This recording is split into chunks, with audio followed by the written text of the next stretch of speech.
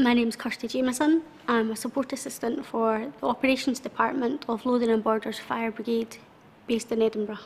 Basically, my day would probably be planned out beforehand, and it's mostly data input and retrieval. So it's looking at statistics, getting statistics from the system and then collating them and then putting them into kind of draft reports and community partnership reports for local authorities.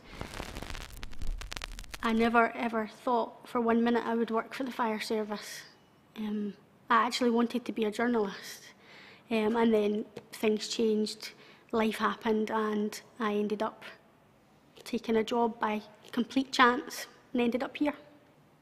I'm not quite sure when the dream to become a journalist changed or fizzled out, but I went on, from high school, I went on to college and did my national certificate and then a higher national certificate, and then life kind of determined that it wasn't possible for me to go to university. I ended up leaving home quite young, and getting my own flat, so it just made it kind of impossible to have a home life and go to university and then go on to become a journalist. I'm kind of glad I didn't now anyway. So at the point of having my own flat, I didn't really have any idea what I was going to do. I couldn't sit around on the dole basically, so I wanted to kind of stand on my own 2 feet and prove that I could survive by myself. So I ended up going to the local job centre and getting an interview for an office junior's job at a private forestry firm. It was very interesting, and I'd never done office work before, so it was something completely different. And I hadn't done office information studies or anything like that at school, so it was like being thrown in at the deep end. And I was there for 3 years and learnt a lot. I learnt how to use a computer like they were back then, but that sounds like I'm ancient.